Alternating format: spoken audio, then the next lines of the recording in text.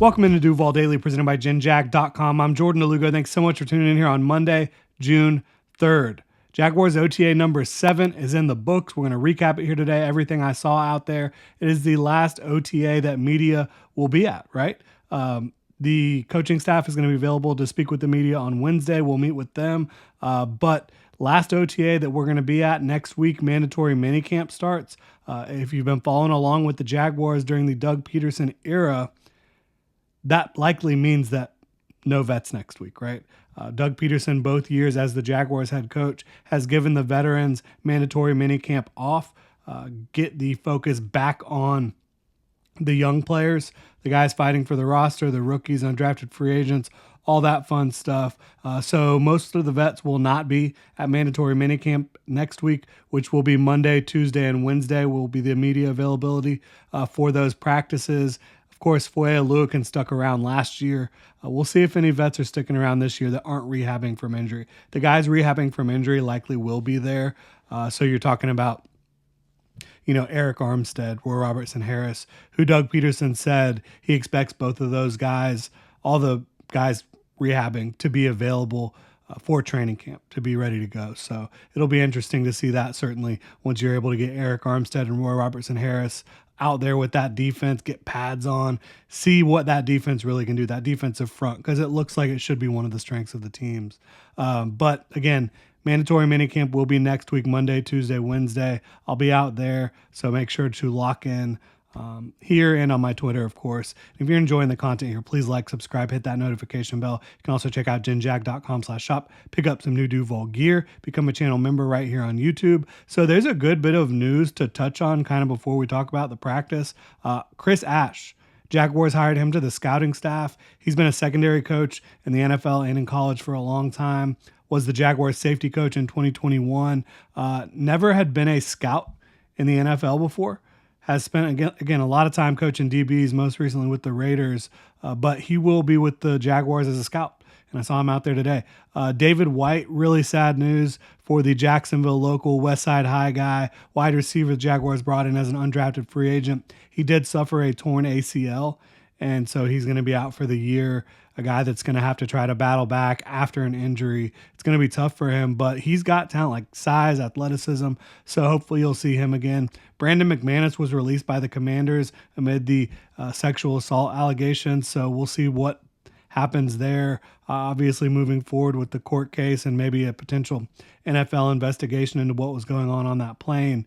But Brandon McManus, to me, the Raiders or the Commanders probably released him due to the fact that they don't want to be associated with what happened. And I don't think that necessarily has anything to do with any of the NFL's potential investigation. More so what the Commanders were viewing as, we don't want to be a part of this situation. We don't want someone accused of that being part of our organization at this time, is my take on that. Again, we'll see how that all ends up playing out for the Jaguars, who, if it is found that there were things against league rules going on that flight, the Jaguars could lose potentially draft pick, could certainly be fined. But getting into today more so, Doug Peterson talked to the media before practice. He said Parker Washington in particular has stood out this offseason among the second-year guys, but he listed off a whole bunch of them, likes what he's seeing from all of them. I thought Parker Washington, he has had a good camp or OTAs, and he had a good day today. Multiple catches in team portion of practice, 7-on-7, 11-on-11.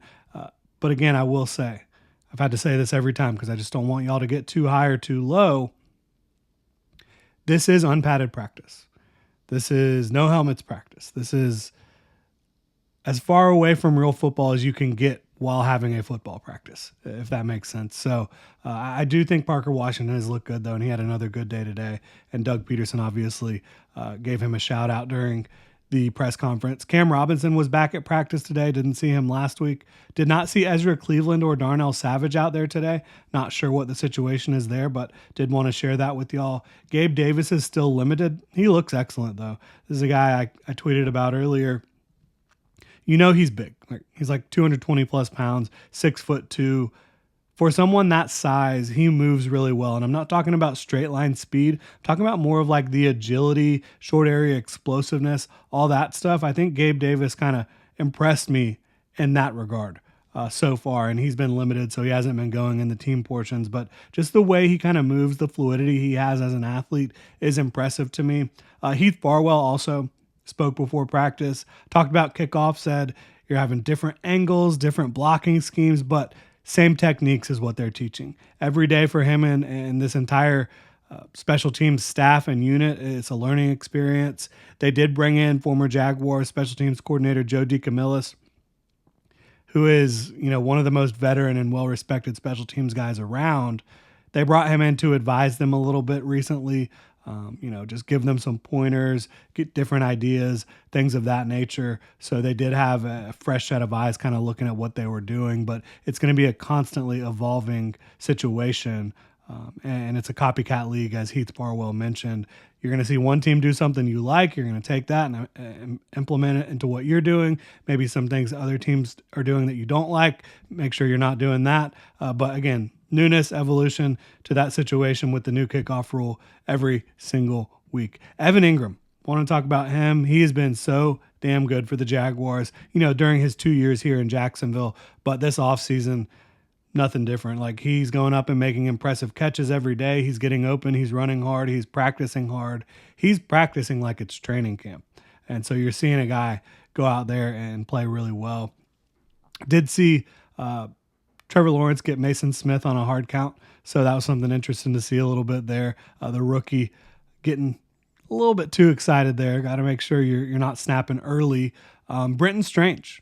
Saw him get involved in the passing game quite a bit, multiple catches in teams, including a touchdown grab. So it was good to see the second-round pick from 2023 go out there and make some plays for this offense. Saw Brian Thomas Jr. versus Tyson Campbell. Brian Thomas Jr. was able to get open short against Campbell in one-on-one. Saw Chad Muma running with Tank Bigsby down the field. Was able to kind of keep up with him in coverage a little bit. But then you saw Tank take advantage a little bit later. We'll talk about Tank. Elijah Cooks, he had a nice short grab and tight coverage from DeAndre Prince, who I think Prince has been a little bit up and down. I think this is a talented player with great speed, but he's been a little bit up and down for the Jaguars so far. Somebody to keep an eye on throughout the rest of spring and summer as you get into training camp, because it's going to be a tight battle behind the top two corners for depth, for playing time potentially, beyond Tyson Campbell and Ronald Darby on the outside there. Foye Luke, and I just wanted to shout him out. He's been flying around, looks really good. Just a guy who brings the energy, brings the effort every single play. I want to talk about Trey Flowers a little bit. You can tell this is a guy who has incredible length, and he's wearing 37 out there, so not quite the same as the guy who used to wear number 37 in Jacksonville, Trey Herndon. He's super tall, very lanky, a guy you can tell has a lot of experience in press coverage, and so that's why the Jaguars obviously feel pretty good about him, the experience with him. And we'll see if he's able to make a run at a roster spot. Brian Thomas Jr., I mentioned he was able to beat Tyson Campbell. He had a good day overall, no drops. He does seem to go through individual stuff a little bit slow. I don't know if that matters. I don't know if that's here or there. I don't know if maybe he's just trying to make sure he's acclimated to what he's doing before he starts going full speed. But when you see him out there 7-on-7, 11-on-11, one-on-ones, he's out there doing a really good job. Trevor Lawrence was super sharp today, had a solid day, has had a really solid OTA overall. This series of practices that we've been able to watch. I think Mac Jones had a very good day overall, but late in practice, Jarian Jones did pick him off over the middle of the field. Ball was thrown a little bit behind the receiver. Jarian Jones was able to make the adjustment on the ball. The receiver was not. It was a big-time play for Jarian Jones, who has looked fantastic for the Jaguars. He was also able to kind of press Christian Kirk up against the boundary down the field in the end zone on a rep in practice and team portion of practice, where he was just able to squeeze him and not give him any room to make a catch in bounds. So Jarian Jones has been fantastic. But again, other than that, I thought Mac Jones had a nice day. Love the energy that he brings. I mentioned that Tank Bigsby wasn't able to create much separation against Chad Muma on a rep. Later on, he was able to catch a pass underneath and then kind of put a foot in the ground and go the other direction, left Chad Muma grasping for air.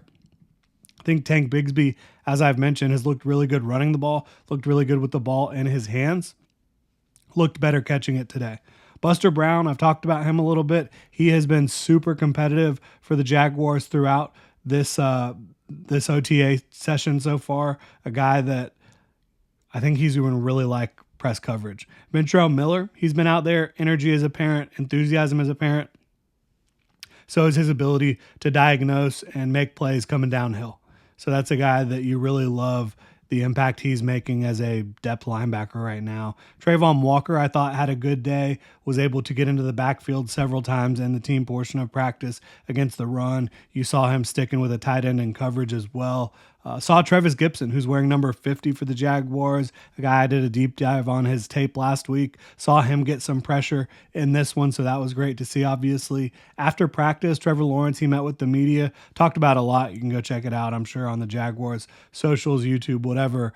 Said that he would like to get the new contract done before training camp, so it kind of is behind everyone. But he also said at the same time, he has the same job to do either way. So it really isn't that big of a deal. But would it be nice for everyone to just kind of have that contract situation done and just focus on football? I think the common sentiment coming out of the Jaguars building is yes. Like Trevor Lawrence has said it, Doug Peterson has said it. Obviously, Trent Baalke's talked a little bit about getting that deal done. But Trevor Lawrence said he's really liked working with Brian Thomas Jr. and Gabe Davis. Both of those guys, I think he's establishing a rapport with, a chemistry with, and they're trying to get it rolling because even though Brian Thomas Jr. and Gabe Davis don't have to be the number one targets in this offense, like Christian Kirk going to be super high volume, Evan Ingram going to be super high volume, they will be relied upon in 2024. So those guys and Trevor Lawrence, they need to continue to establish that chemistry throughout the rest of this spring and into the summer, obviously. We will be back at it next week for mandatory minicamp. Again, don't expect to see many vets out there, but we will see how it plays out there. Really appreciate y'all tuning in. If you enjoy the content, please like, subscribe, hit that notification bell. You can also check out genjag.com/shop, pick up some new Duval gear, become a channel member here on YouTube. Y'all have a good one.